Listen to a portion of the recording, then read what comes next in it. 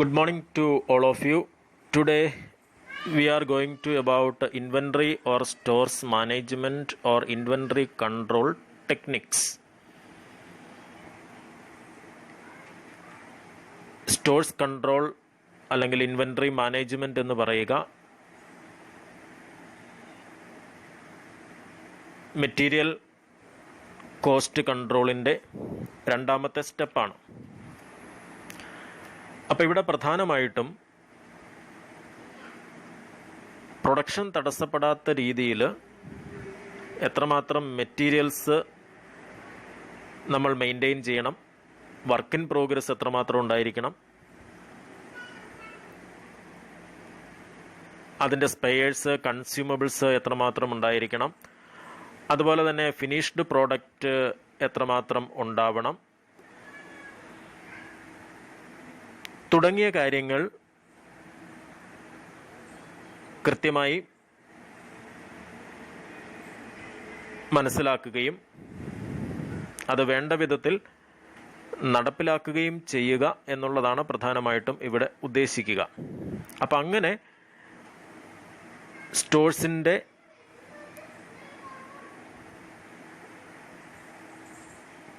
Control ഫലപ്രദമായിട്ട് നടത്തുക, നമ്മളുടെ material store ചെയ്യുന്നതിൻ്റെ കോസ്റ്റ് പരമാവധി കുറയ്ക്കുന്നതിനുള്ള ടെക്നിക്സ് എന്താണ്.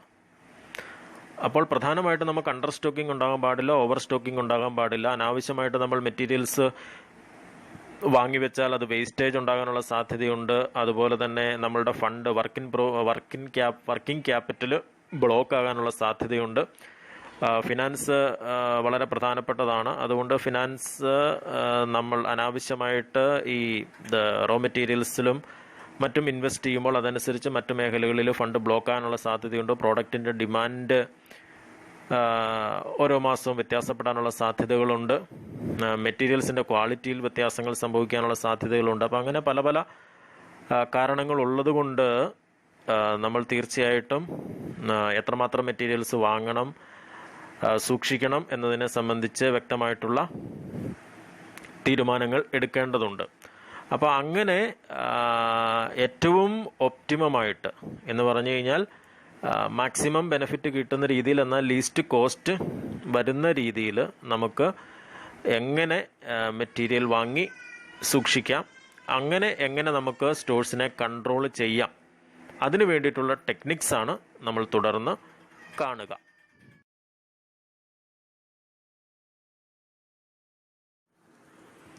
സ്റ്റോഴ്സ് കൺട്രോളിനുള്ള അഥവാ ഇൻവെന്ററി കൺട്രോളിനുള്ള ഒരു ടെക്നിക്കാണ് ഇക്കണോമിക് ഓർഡറിംഗ് ക്വാണ്ടിറ്റി എന്ന് പറയുക, അഥവാ EOQ. ഇക്കണോമിക് ഓർഡറിംഗ് ക്വാണ്ടിറ്റി എന്ന് പറഞ്ഞാൽ നമുക്ക് ഏറ്റവും ലാഭകരമായിട്ട് ഒരു പർട്ടിക്കുലർ ടൈമിൽ എത്രമാത്രം മെറ്റീരിയൽസ് വാങ്ങാം, അതാണ് ഇക്കണോമിക് ഓർഡറിംഗ് ക്വാണ്ടിറ്റി എന്നതുകൊണ്ട് ഉദ്ദേശിക്കുക. അങ്ങനെ ഏറ്റവും ലാഭകരമായിട്ട് നമുക്ക് മെറ്റീരിയൽ വാങ്ങിയാൽ മാത്രമേ ഏറ്റവും കോസ്റ്റ് കുറച്ച് നമുക്കത് പ്രൊഡക്ഷന് വേണ്ടിയിട്ട് ഉപയോഗിക്കാൻ പറ്റൂ. അങ്ങനെ കോസ്റ്റ് കുറച്ചുള്ള മെറ്റീരിയൽസ് പ്രൊഡക്ഷന് വേണ്ടിയിട്ട് ഉപയോഗിച്ചാൽ മാത്രമേ നമുക്ക് പ്രോഡക്റ്റിൻ്റെ കോസ്റ്റ് കുറയ്ക്കാനും അതനുസരിച്ച് അതിൻ്റെ പ്രൈസ് കുറയ്ക്കാനും സാധിക്കൂ. അപ്പോൾ അതുകൊണ്ട് ഏറ്റവും ലാഭകരമായിട്ട് മെറ്റീരിയൽസ് വാങ്ങുന്നത് എങ്ങനെ എന്ന് തീരുമാനമെടുക്കുന്നതിന് വേണ്ടിയിട്ടുള്ള ഒരു ടെക്നിക്കാണ് ഇക്കണോമിക് ഓർഡറിംഗ് ക്വാണ്ടിറ്റി എന്ന് പറയുക. അവിടെ രണ്ട് തരത്തിലുള്ള കോസ്റ്റാണ് വരിക. ഒന്ന് ഓർഡറിംഗ് കോസ്റ്റ്, മറ്റൊന്ന് ഇൻവെന്ററി ക്യാരിയിങ് കോസ്റ്റ്. ഓർഡറിംഗ് കോസ്റ്റും ക്യാരിയിങ് കോസ്റ്റും ഏറ്റവും മിനിമത്തിൽ വരുന്ന സാഹചര്യത്തിൽ നമുക്ക് എത്രമാത്രം മെറ്റീരിയൽ ക്വാണ്ടിറ്റി വാങ്ങാൻ പറ്റുന്നുവോ അതിനെയാണ് ഇക്കണോമിക് ഓർഡറിംഗ് ക്വാണ്ടിറ്റി എന്ന് പറയുക.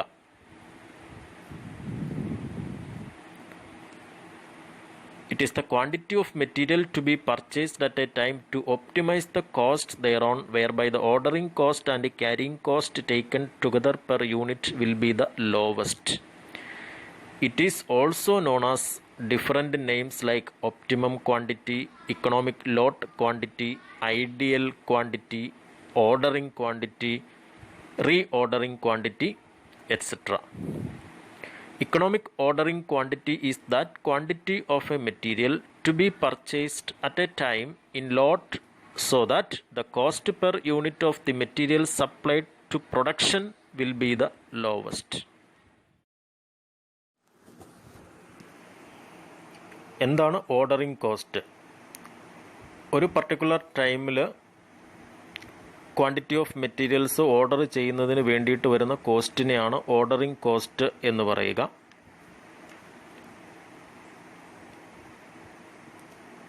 കൂടുതൽ ക്വാണ്ടിറ്റി ഓഫ് മെറ്റീരിയൽ ഓർഡർ ചെയ്യണമെന്നുണ്ടെങ്കിൽ അതിൻ്റെ ഓർഡറിംഗ് കോസ്റ്റ് പെർ യൂണിറ്റ് കുറവായിരിക്കും.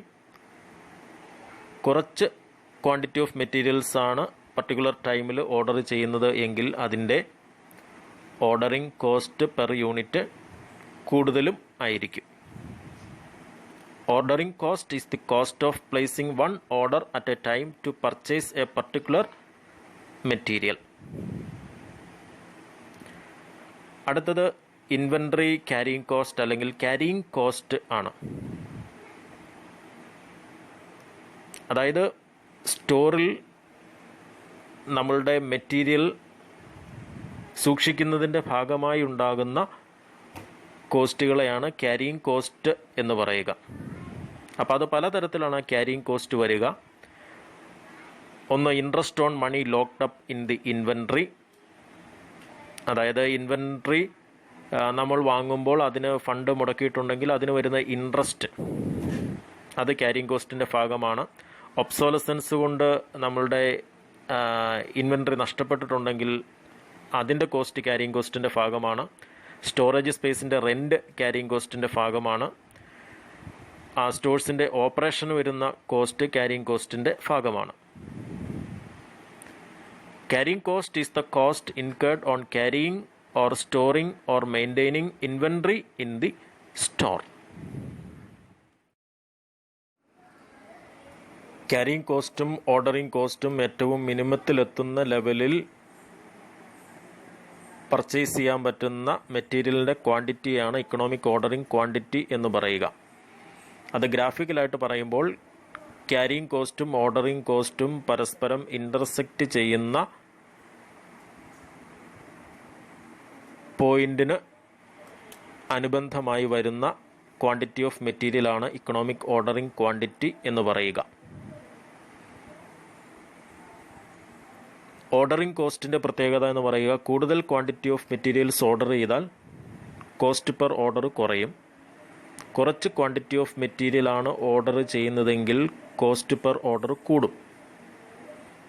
എന്നാൽ ക്യാരിയിങ് കോസ്റ്റിൽ കൂടുതൽ മെറ്റീരിയൽസാണ് ഓർഡർ ചെയ്യുന്നതെങ്കിൽ അതനുസരിച്ച് ക്യാരിയിങ് കോസ്റ്റും കൂടും. കാരണം കൂടുതൽ മെറ്റീരിയൽസ് ഓർഡർ ചെയ്ത് വന്നു കഴിഞ്ഞാൽ അതനുസരിച്ച് ക്യാരിയിങ് കോസ്റ്റ് കൂടും. അപ്പോൾ ആയതിനാൽ ഓർഡറിംഗ് കോസ്റ്റിൻ്റെ നേച്ചറും ക്യാരിയിങ് കോസ്റ്റിൻ്റെ നേച്ചറും ഓപ്പോസിറ്റാണ്. അപ്പോൾ അതുകൊണ്ടാണ് ഗ്രാഫിൽ നിങ്ങൾ കാണുക, അത് X axis number of units per ഓർഡറും വൈ ആക്സിസിൽ കോസ്റ്റുമാണ് കൊടുത്തിരിക്കുക. അപ്പോൾ ഓർഡറിംഗ് കോസ്റ്റിൻ്റെ ആ കർവിൻ്റെ രീതിയിലുള്ള ഫോമിൽ ഓർഡർ ചെയ്യുന്ന യൂണിറ്റ്സ് കൂടുന്നതിനനുസരിച്ച് ഓർഡറിംഗ് കോസ്റ്റ് കുറയുന്നു. എന്നാൽ ഓർഡർ ചെയ്യുന്ന യൂണിറ്റ്സ് കൂടുതലാണെങ്കിൽ അതിൻ്റെ കോസ്റ്റ് കുറയുന്നതായിട്ടുമാണ് കാണുക. ക്യാരിയിങ് കോസ്റ്റ് എന്ന് പറയുമ്പോൾ അത് സീറോയിൽ നിന്നും സ്ട്രെയിറ്റ് ആയിട്ട് പോകുന്ന ഒരു ലൈനാണ്. കാരണം ക്വാണ്ടിറ്റി ഓഫ് മെറ്റീരിയൽ കൂടുന്നതിനനുസരിച്ച് അതിൻ്റെ ക്യാരിയിങ് കോസ്റ്റ് കൂടിക്കൊണ്ടിരിക്കും. അപ്പോൾ ഇത് രണ്ടും മിനിമത്തിലെത്തുന്ന ഒരു പോയിന്റിൽ നമുക്ക് എത്രമാത്രം ക്വാണ്ടിറ്റി ഓഫ് മെറ്റീരിയൽ പർച്ചേസ് ചെയ്യാൻ പറ്റുമോ അതിനെയാണ് ഇക്കണോമിക് ഓർഡറിംഗ് ക്വാണ്ടിറ്റി എന്ന് പറയുക.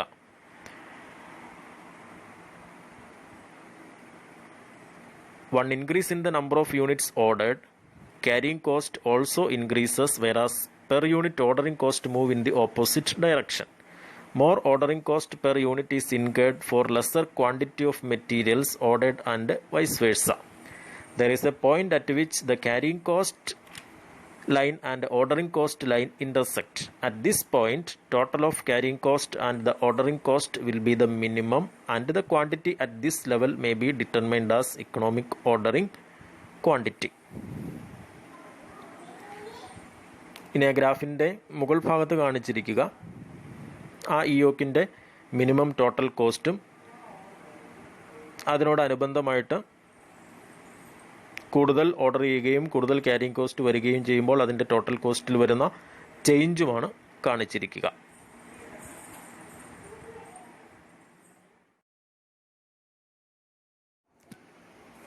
മാത്തമാറ്റിക്കൽ ഫോർമുല ഉപയോഗിച്ച് നമുക്ക് EOQ കാണാം. അതിൻ്റെ ഇക്വേഷൻ ഇപ്രകാരമാണ്: EOQ is equal to square root of 2CO divided by I.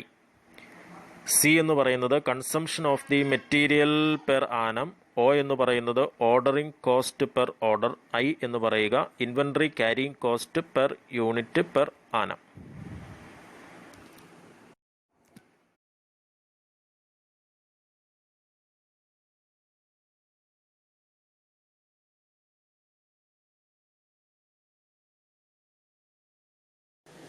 ഇവിടെ തന്നിരിക്കുന്ന വിവരങ്ങൾ വെച്ച് EOQ കാൽക്കുലേറ്റ് ചെയ്യാനാണ് പറഞ്ഞിരിക്കുക. EOQ എന്ന് പറയുക EOQ is equal to square root of 2CO divided by I എന്നാണ്.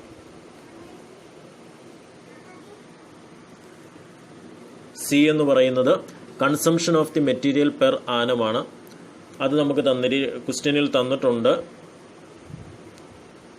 6000 ആണ്. O എന്ന് പറയുന്നത് ഓർഡറിംഗ് കോസ്റ്റ് പെർ ഓർഡർ ആണ്. അത് നമുക്ക് ക്വസ്റ്റ്യനിൽ ക്ലിയർ ആയിട്ട് തന്നിട്ടുണ്ട്. O എന്ന് പറയുന്നത് 15 ആണ്. I എന്ന് പറയുന്നത് inventory carrying cost per unit per ആനമാണ്. അതും ക്വസ്റ്റ്യനിൽ തന്നിട്ടുണ്ട്. I എന്ന് പറയുന്നത് 0.5 ആണ്. ഇനി ഇത് കൃത്യമായിട്ട് നമ്മൾ ഇക്വേഷനിലേക്ക് അപ്ലൈ ചെയ്യുമ്പോൾ square root of 2 into 6000 into 15 divided by 0.5 എന്ന് പറഞ്ഞാൽ 600 യൂണിറ്റ് ആണ് നമുക്ക് കിട്ടുക. എന്ന് പറഞ്ഞാൽ